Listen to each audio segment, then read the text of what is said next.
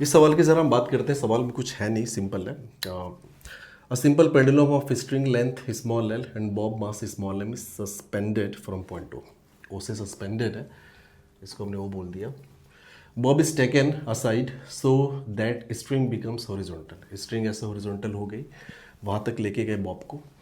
And from the position it is released, find the total force acting on the bob when string makes an angle theta. कह रहा है कि ये vertical के साथ theta angle पे हो, तो बताओ टोटल कितना फोर्स एक्ट हो रहा होगा। तो खैर इस सवाल में कुछ नहीं है, अब ध्यान से देखेंगे तो ये आपका हो गया एम जी, ठीक है ना। एम जी का एक कंपोनेंट इधर आएगा और ये आपका हो जाएगा M G sine of theta. अगर आप सारी वीडियोस फॉलो कर रहे हैं देखेंगे हर केस में ऐसा निकल के आ रहा है, टेंजेंशियल फोर्स निकल के आएगा। यहाँ पे इसके पास कुछ ना कुछ स्पीड होगी, हमने मान लिया स्पीड v है, और अगर ये l है लंबाई, तो इसकी अगर हम बात करें तो ये आपका हो जाएगा l cos ऑफ थीटा, ठीक है ना। कितना नीचे आया, तो आप बोलोगे यार कितना नीचे आया। आप देख लो, इसको अगर हम h माने कि वर्टिकली h नीचे आया, तो वर्क डन बाई ग्रेविटी ये हो गया M G H is equals to, ये गेन इन काइनेटिक एनर्जी हो जाएगा हाफ एम वी स्क्वायर, ठीक है। सो एम जी और एच की वैल्यू कितनी है। So L cos of theta is equals to half J M V square, ठीक है। M gets cancel out, V square is equals to, ये निकल के आ गया 2GL कॉस ऑफ थीटा, ठीक है ना। ये वी स्क्वायर की वैल्यू हमने निकाल ली। वी स्क्वायर की वैल्यू निकाली इसलिए है ना कि आप देखिए सवाल में पूछा क्या था। सवाल में यहाँ पे टोटल फोर्स पूछ रहे हैं कि जब ये वर्टिकल के साथ थीटा डिग्री के एंगल पे होगा तो बताओ टोटल फोर्स कितना लग रहा होगा। अब आप ध्यान दो, टोटल फोर्स की अगर बात करें, नेट फोर्स की अगर बात करें, तो आप बोलोगे मास इनटू ये नेट एक्सीलरेशन, ठीक है। नेट एक्सीलरेशन क्या होगा, net acceleration equals to under root ये टेंजेंशियल एक्सीलरेशन का स्क्वायर प्लस नॉर्मल एक्सीलरेशन का स्क्वायर, यही तो होता है, ठीक है।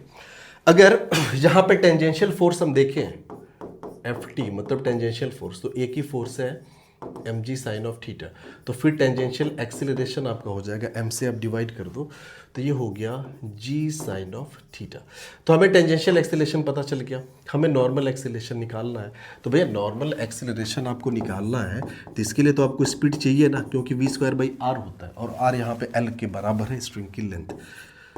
वी स्क्वायर की वैल्यू हमारे पास है 2GL cos of theta divided by L, L gets cancel out, तो आपके सामने मिल गया A N is equals to 2G cos of theta. तो हमारे पास नॉर्मल एक्सीलरेशन भी आ गया इस पर्टिकुलर पोजीशन पे। हमारे पास नॉर्मल एक्सीलरेशन है, हमारे पास टेंजेंशियल एक्सीलरेशन है, हम कैलकुलेट कर सकते हैं अपना टोटल एक्सीलरेशन मतलब नेट एक्सीलरेशन। तो ए नेट इज इक्वल्स टू हो गया अंडर रूट ए टी का स्क्वायर, तो ये हो गया जी साइन थीटा इसका स्क्वायर प्लस ए एन का स्क्वायर, तो ये है 2G कॉस थीटा, सो ये हो गया 2G कॉस ऑफ थीटा इसका स्क्वायर, ठीक है।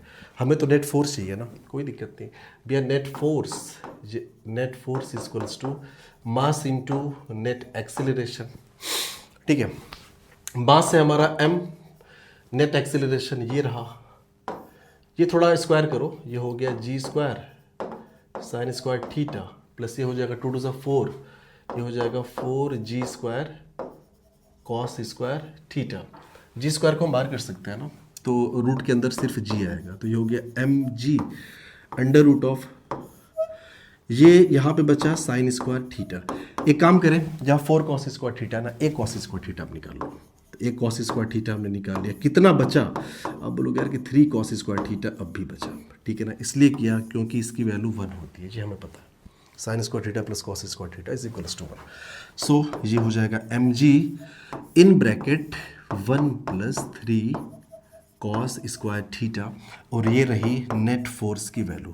और ये नेट फोर्स कब का है, जब स्ट्रिंग वर्टिकल के साथ थीटा डिग्री के एंगल पे होगी, ये वहाँ का नेट फोर्स निकल के आया बॉब के ऊपर, ठीक है।